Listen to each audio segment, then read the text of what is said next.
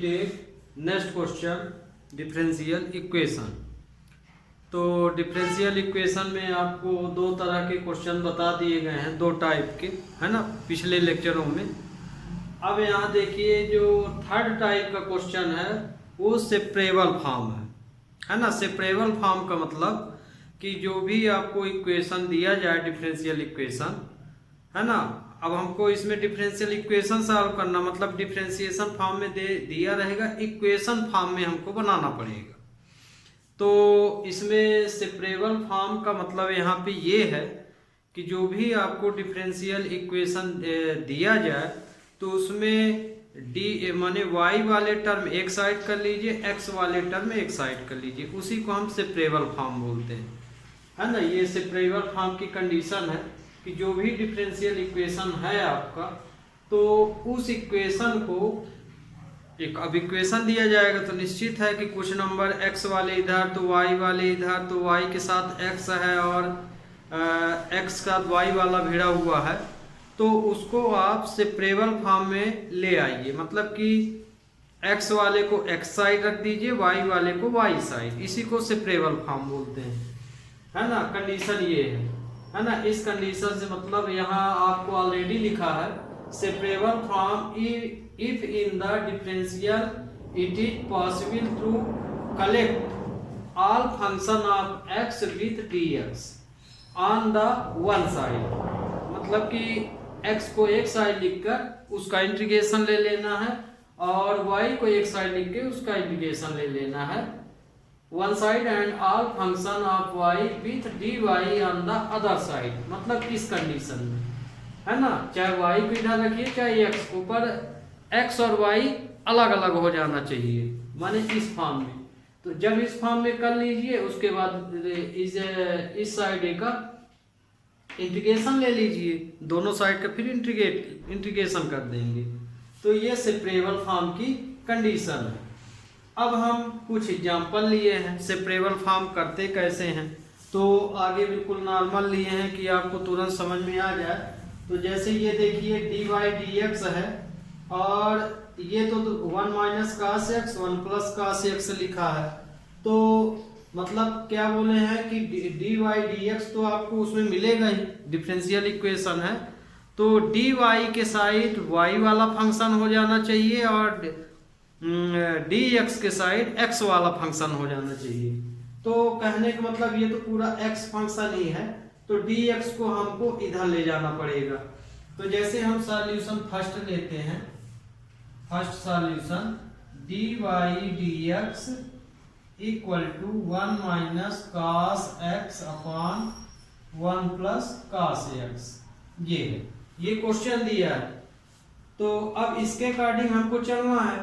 तो dy तो इधर तो x है, ये x है, ये 1 minus cos x 1 plus cos x, ये देखिए। तो ये कंडीशन लागू हो गई आपकी, इधर dy वाले ही वेरिएबल होंगे और इधर x वाले, तो इसका यहाँ हम ये क्रॉस रखेंगे। तो देखिए dy की साइड y वाला फंक्शन हो गया और dx के साइड x वाला हो गया। तो चूंकि dy सिंगल है तो यही बार रहेगा। इस फॉर्म में लाने के बाद जैसे ये क्वेश्चन दिया, हम इस क्वेश्चन को इस फॉर्म में ले आए, माने y और x को अलग अलग कर लिए। इतना करने के बाद दोनों साइड का हमें इंटीग्रेशन ले लेना है। तो ये इंटीग्रेशन ये dy हो गया 1 माइनस और इसका integration cos x 1 plus cos x dx, इसी को बोलते हैं सेपरेबल फॉर्म, है ना। तो आपको अब सेपरेबल फॉर्म समझ में आ गया होगा। अब इसको इंटीग्रेट कर दीजिए, तो 1 माइनस इसको हम क्या लिख सकते हैं 1, क्योंकि 1 माइनस कास x को हम 2 साइन स्क्वायर x बाई 2 लिख सकते हैं, और 1 प्लस कास को क्या लिख सकते हैं 2 कास स्क्वायर x बाई 2 लिख सकते हैं, है ना। ये कंडीशन तो आपको पता ही होना चाहिए क्योंकि ये सबसे ज्यादा यूज होने वाली कंडीशन है। तो ये dy हो गया, इसके स्थान पे हम 2 sine square x y two और 2 cos square x y two लिख सकते हैं dx। 2 से 2 कैंसिल हो गया, ये 10 हो गया, तो ये आया dy equal to 10 x y two dx। Integrate कर दीजिए तो 10 का क्या होता है, 10 स्क्वायर है ये, तो 10 स्क्वायर का तो इंटीग्रेशन होता नहीं है, तो इसको भी आइडेंटिटी में, तो इसको हम लिख सकते हैं क्योंकि 10 square x equal to sec square x minus 1 होता है, तो हम इसकी जगह ये रख सकते हैं, तो ये हो जाएगा dy equal to sec square x y to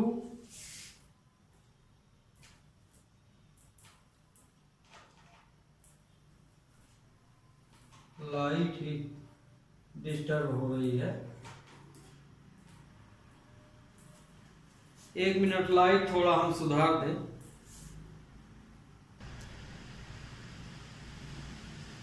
तो इस तरह से है ना, इसको हम इस फॉर्म में लिख लिए dx है ना। आपको इंटीग्रेशन करना है तो आपको जहां इंटीग्रेशन, जैसे इस साइड को हम डायरेक्ट y इसका 1 dy है तो इसको तो हम y लिख सकते थे, पर हो गया आगे हम इक्वेशन सही कर लिए, उसके बाद एक साथ इनका इंटीग्रेशन ले लेंगे। तो अब इसका इंटीग्रेशन हम sec square x y two minus 1 dx हो गया है। अब इसका हम इंटीग्रेशन कर सकते हैं, तो सेक स्क्वायर एक्स का 10x होता है, तो इसका इंटीग्रेशन यदि लिए तो ये तो y हो गया, इसका हो जाएगा 10 x by two upon 1 by 2 और इसका हो जाएगा x, तो ये हो जाएगा y equal to 2 10 x by two minus x. तो ये देखिए डिफरेंशियल इक्वेशन का मतलब भी अब आपको समझ में आ रहा होगा कि हमको इस तरह के क्वेश्चन मिलेंगे और उसको हम इस तरह से बनाएंगे, है ना। जबकि हम लोग पढ़ते क्या थे कि इसको डिफरेंशिएट करते थे तब हमको ये सब चीजें मिलती थी। तो ये आपका रिक्वायर्ड सॉल्यूशन हो गया, है ना, y इक्वल टू। तो इस तरह से हमको क्वेश्चन को सॉल्व करना है ना। लास्ट में तो आपको पता ही है प्लस c लिखते हैं, और यहाँ पे c क्या है, आर्बिट्री फंक्शन है। तो आर्बिट्री फंक्शन यहाँ पे कांस्टेंट c को हम आर्बिट्री फंक्शन मान के चलेंगे, तो ये आपका आंसर हो गया ये। इसी तरह से अब ये वाला ले लेते हैं, तो इस वाले में लेने के लिए सेम वही प्रोसीजर लगा देंगे, जैसे इसको हम निकाल रहे हैं। ये क्वेश्चन हो गया है आपका,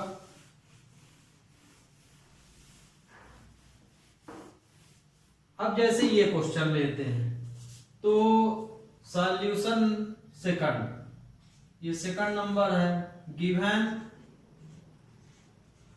dy dx equal to under root 4 minus y square.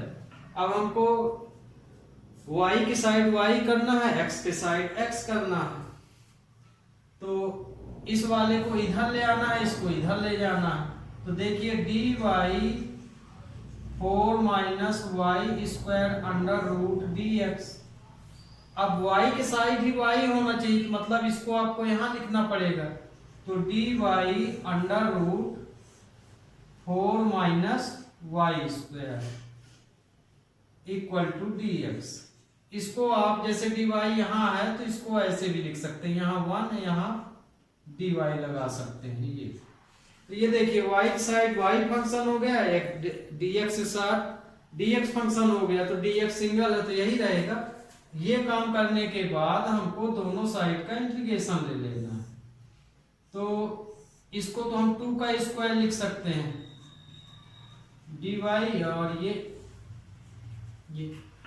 अब इसका इंटीग्रेशन कर ले, तो इसका इंटीग्रेशन क्या होता है, साइन इनवर्स x होता है ना, x अपॉन a, है ना। ये तो आप पढ़े हैं, क्योंकि 1 upon a square minus x square का इंटीग्रेशन क्या होता है, sine inverse x upon a होता है। तो इसका इंटीग्रेशन हो गया, तो इसका इंटीग्रेशन क्या हो गया, साइन इनवर्स x के स्थान पे y है तो ये y अपान a के स्थान पे 2 है, ये dx का 1 हो जाएगा plus c।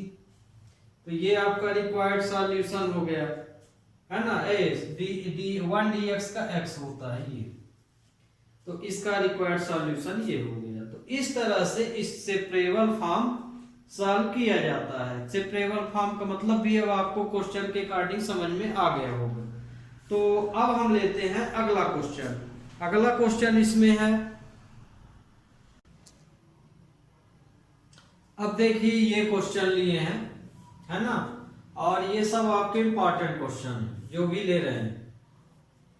Third, fourth, fifth, sec square x 10y dx, sec square y 10x dy। तो ये सेपरेबल फॉर्म का क्वेश्चन है। तो सेपरेबल फॉर्म का मतलब जान गए कि x को एक साइड कर लीजिए, y को y साइड। तो जैसे मान लीजिए अब हम सॉल्यूशन थर्ड ले रहे हैं, sec square x 10y dx plus sec square y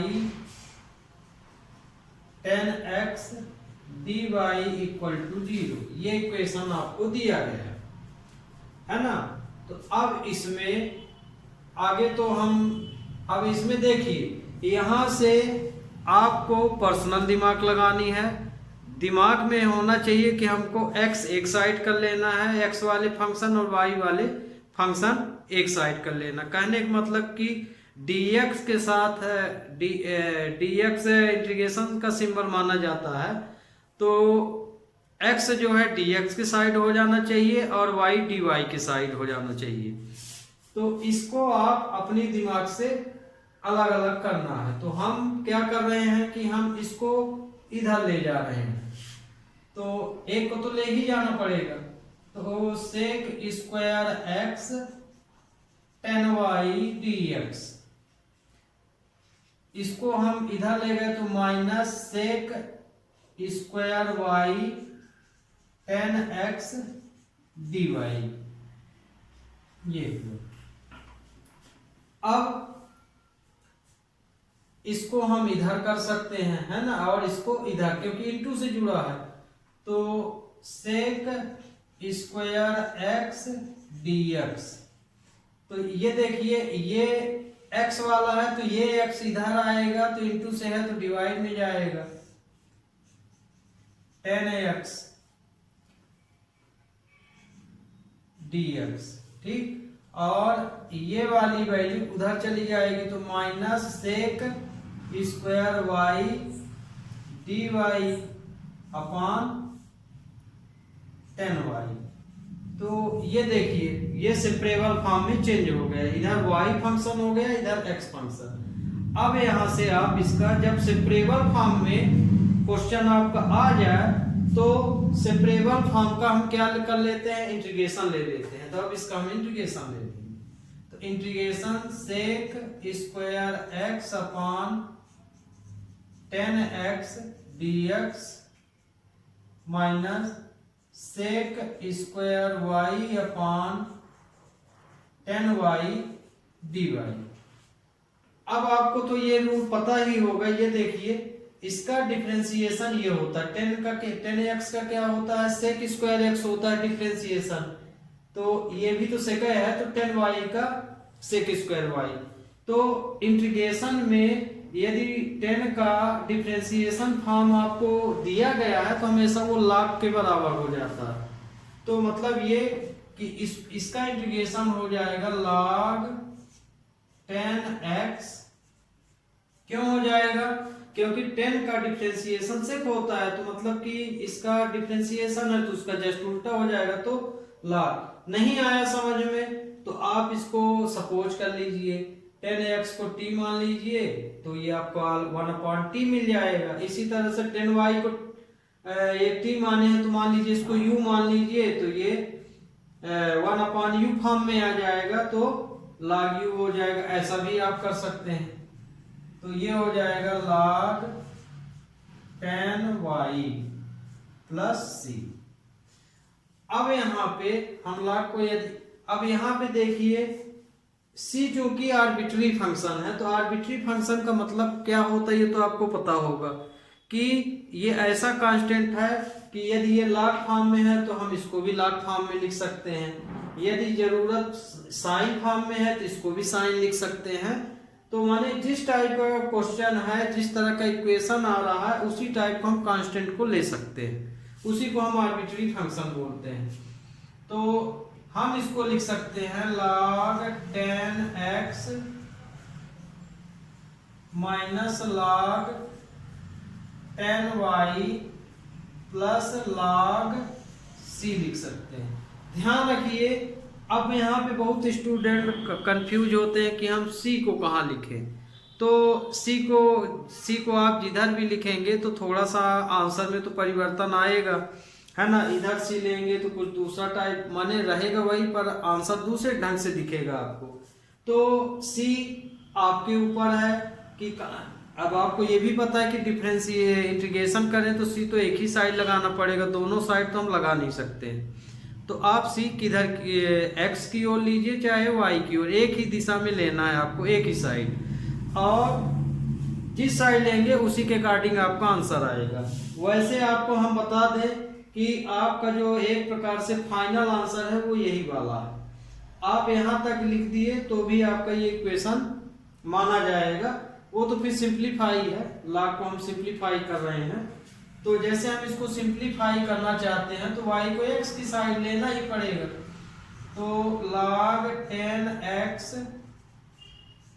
plus log tan y equal to log c।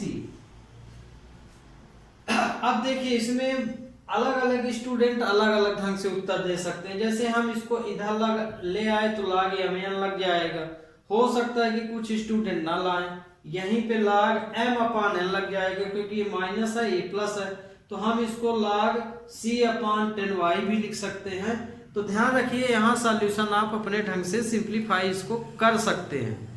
Final answer आपका यही माना जाएगा, मतलब कि एक प्रकार से फाइनल आंसर आपका तो ये है। अब ये जो सिंप्लीफाई कर रहे हैं तो आर्बिट्री फंक्शन के कारण बच्चे जिस ढंग से उसको लेंगे उसी ढंग से उसका आंसर आएगा। तो आप लोग यहाँ कंफ्यूज मत होइएगा, क्योंकि आर्बिट्री फंक्शन के अनुसार आप आंसर दे रहे हैं तो आपका भी आंसर करेक्ट ही माना जाएगा, और क्वेश्चन के अनुसार आपका फाइनल आंसर यही वाला है ना। ये सिंप्लीफाई जिस ढंग से स्टूडेंट आर्बिट्री फंक्शन को लेंगे उस ढंग से आएगा। तो जैसे हम अब इसको इधर कर लिए तो ये हो गया आपका log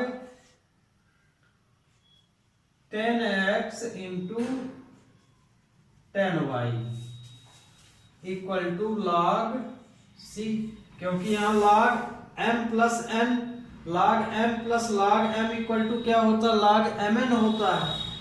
यहाँ पे यदि हम फार्मूला लगाएं log m plus log n equal to log mn होता है। तो हम इस क्वेश्चन को इस आइडेंटिटी से इस फॉर्म में लिख सकते हैं, ये लिख दिए। अब दोनों साइड का log कैंसिल हो गया, तो हम इसको लिख सकते हैं tan x tan y equal to c। तो ये आपका आंसर हो गया। तो अब आपको ये भी क्वेश्चन अब समझ में अच्छी तरह से आ गया होगा। इसी तरह से अब हम अगला क्वेश्चन ले लेते हैं। तो अगला क्वेश्चन यहाँ पे क्या है, अगला क्वेश्चन हमारा ये वाला है।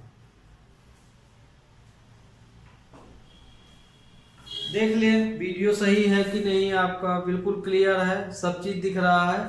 तो अब आप इस क्वेश्चन को अच्छी तरह से समझ में गए होंगे। आर्बिट्री फंक्शन के बारे में भी आपको बता दिए, कंफ्यूज बच्चे कहाँ होते हैं ये भी बता दिए। कंफ्यूज बच्चे सबसे ज़्यादा यहाँ होते हैं, कोई भी स्टूडेंट कभी यहाँ भी सी लगा सकता है, यहाँ भी। तो जिस ढंग से आप आर्बिट्री लेंगे उस ढंग से आपका आंसर आएगा। आपको बिल्कुल यहाँ पे डन होना चाहिए कि मैं जो भी कर रहा हूँ सही कर रहा हूँ, आर्बिट्री फंक्शन के अनुसार उत्तर आया है। फाइनल आंसर भी बता दिए। इसके बाद आप सिंप्लीफाई आर्बिट्री के अनुसार कर रहे हैं तो हो सकता है कि आपका थोड़ा आंसर बदल जाए, लेकिन यहाँ तक सभी स्टूडेंटों का आंसर सेम ही रहेगा।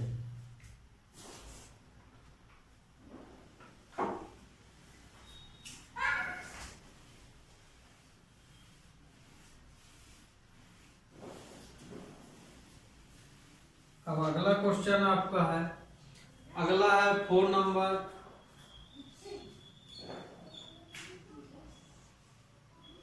सॉल्यूशन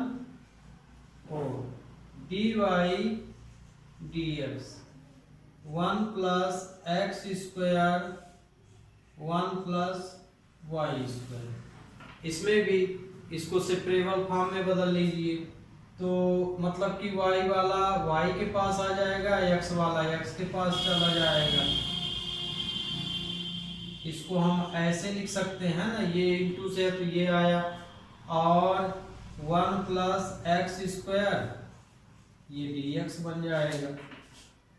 अब ये सेपरेबल फॉर्म बन गया, तो अब इसका हम इंटीग्रेशन ले लेंगे, तो 1 upon 1 plus y square d y 1 plus x square dx हो गया। अब इसका इंटीग्रेशन कर दीजिए, तो ये तो टेन इनवर्स हो गया। इसका tan inverse y equal to इसका 1, ये 1 का x हो गया, इसका x क्यूब अपान 3 प्लस c, ये आपका आंसर आ गया। तो ये आपका फाइनल आंसर हुआ। तो अब अगला क्वेश्चन लेते हैं। अगला क्वेश्चन आपका परीक्षा में आ भी चुका है एनुअल में।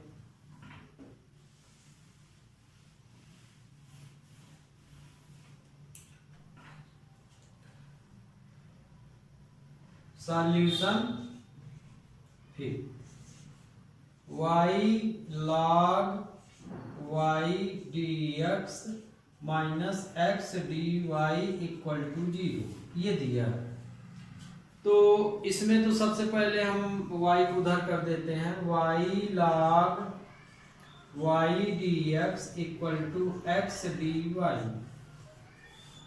अब y की साइड y होना चाहिए, तो मतलब कि ये dy है, या तो इसको इसके नीचे लिखिए या तो इसके नीचे लिखिए। तो x को हम इसके नीचे लिखे दे रहे हैं dx अपान x और dy अपान y log y। ध्यान रखिएगा कि आप सिंबल पढ़े हैं इस तरह से dx। कहने का मतलब कि जब आप इसे सेपरेबल फॉर्म में लाते हैं तो हो सकता है सेपरेबल फॉर्म में लाते समय dy आपका नीचे हो जाए, dx भी नीचे हो जाए, तो आप उस स्थिति में फंक्शन को रेसिप्रोकल कर दीजिए, माने dx और dy हमेशा न्यूमरेटर में ही रहना चाहिए। अब ये सेपरेबल फॉर्म हो गया, तो अब हम क्या करेंगे, इंटीग्रेशन ले लेंगे। तो ये आया dx अपान x, इसको हम ऐसे भी लिख सकते हैं 1 अपान y log y dy। तो ये वाला तो आपको पता है log x हो जाएगा।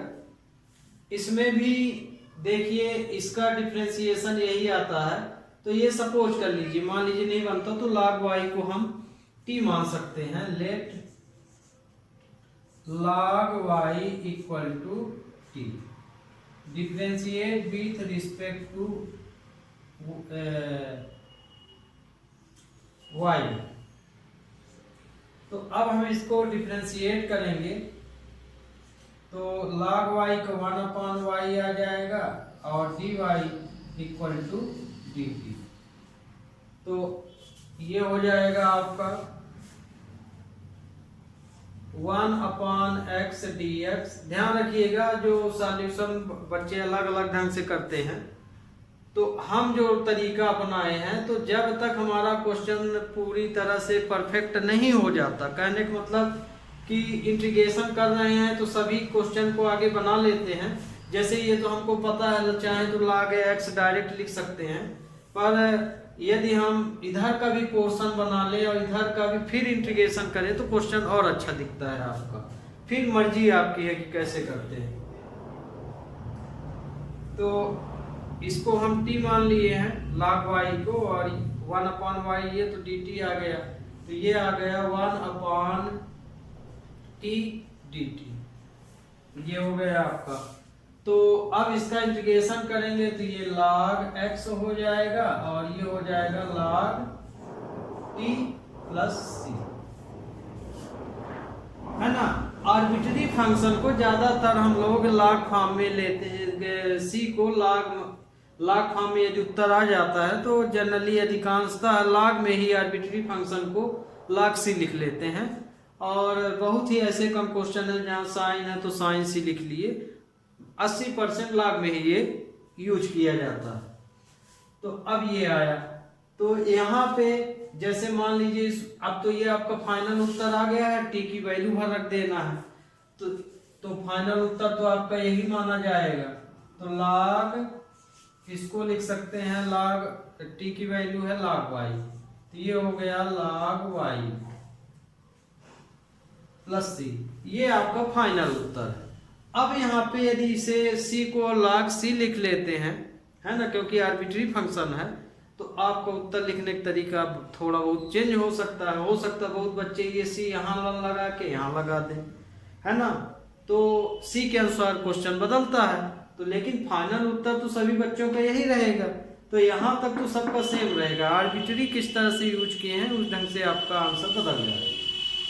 तो अब हम इसको मान लीजिए इसी साइड ले लेते हैं, या कि हम इसको log x equal to log y, पहले हम इसको log c ही लिख लेते हैं, ये देखिए, तो इसको हम ले लिए log c।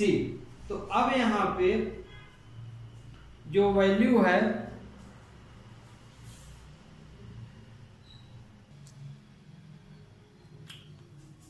तो ये आपका फाइनल उत्तर हुआ। अब यहाँ पे थोड़ा देख लीजिए, अब यहाँ पे जैसे ये फंक्शन आया तो आर्बिट्ररी फंक्शन है, यदि आप इधर करेंगे तो थोड़ा फंसेंगे, और जनरली हम लोग इक्वेशन अधिकांशतः y इक्वल टू करके ही डिफरेंशिएशन फॉर्म में लिखते हैं। तो यदि यहाँ पे इसमें आप कंडीशन लगाएंगे तो c इंटू log y लग जाएगा, है ना, log x equal to log y c। कहने का मतलब इस तरह आप समझ लीजिए, हम दोनों पोर्शन बताए दे रहे हैं। जैसे ये log x है और यहाँ mn लग जाएगा यदि, तो इसको आप लिख सकते हैं log y इंटू, इस तरह से आप लिखेंगे, है ना, log mn का यदि फार्मूला लेंगे तो log से log कैंसिल हो जाएगा, तो ये x equal to log y और c, ध्यान रखिए कि ये c इस y के साथ नहीं है ये। अब यदि हम इस log को हटाएंगे तो ये हम लिख सकते हैं e की पावर x y c, ऐसे लिख सकते हैं, है ना। तो आपका आंसर यदि log c यहाँ लिए हैं तो इस तरह से आंसर आएगा। पर दूसरी पोजीशन यहाँ देख लीजिए, यदि इस पोजीशन में ये जैसे लिए ये वाला, तो ये c लिए, मान लीजिए यही वाला c हम यहाँ लिख लेते ऐसे log x plus c log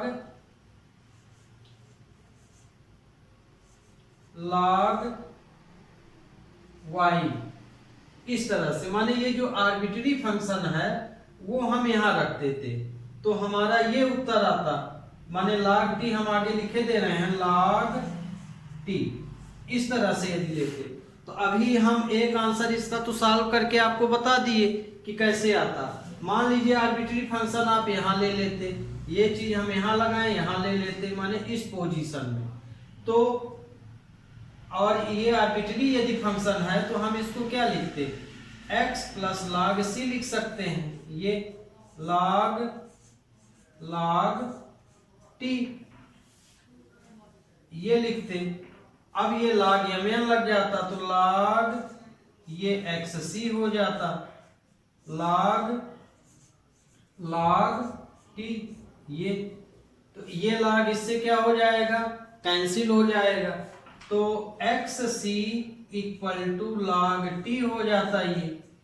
अब log t लिख दिए हैं तो t की वैल्यू तो आपको पता है। अब हम t की वैल्यू यहाँ log y है, धोखे से यहाँ हम log, ये देखिए t की वैल्यू log y है, तो ये log y कर लीजिए, ये यहाँ y है ये, तो ये log y आया। अब y को यदि हटाएंगे तो एक्सपोनेंशियल फॉर्म में कैसे बदलेगा, ये e की पावर x c y हो जाता, तो ये दूसरी पोजीशन हो गई आपकी। तो ध्यान रखिए यहाँ से आंसर आपका जिस तरह से आर्बिट्रेरी फंक्शन लिए उस तरह से हो गया। तो इसका तो हम मिटा दिए थे स्टूडेंट, अब आप इसको ध्यान रखिएगा। ओके, तो अब ये जो हम सॉल्यूशन लगा दिए हैं वो आर्बिट्रेरी फंक्शन यहाँ लेके लगा दिए हैं, इसका हम को ध्यान नहीं था, तो समझाते ही समझाते हम उस पोजीशन को मिटा दिए थे, तो आप कंफ्यूज होंगे, तो इसलिए हम आर्बिट्रेरी फंक्शन को इधर की ओर लगाए दे रहे हैं। और ये कहने का मतलब ये हम चीज मिटा दिए, ये इस तरह से, ठीक। तो अब आपको समझ में आ गया होगा यहाँ पे क्वेश्चन।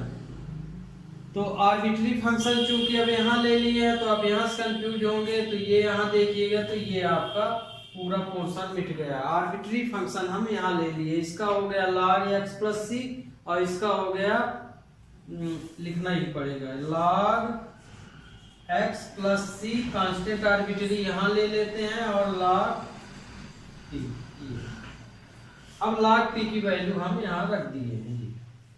तो स्टूडेंट आपको ये सेपरेबल फॉर्म समझ में आ गया होगा। अभी सेपरेबल फॉर्म के हम और भी क्वेश्चन लेंगे और आगे कोशिश करेंगे कि इस तरह से आर्बिट्रेरी फंक्शन में जो दिक्कत जाती है स्टूडेंटों को, तो दोनों ही केस अब हम बताएंगे कि इस केस में क्या आएगा और इस केस में क्या आएगा। इसमें भी बताए हैं पर ध्यान ना होने के कारण उस केस को हम मिटा दिए, है ना, और इस केस को लिख दिए। ओके स्टूडेंट, आज के लिए बस इतना ही। Again have a nice day.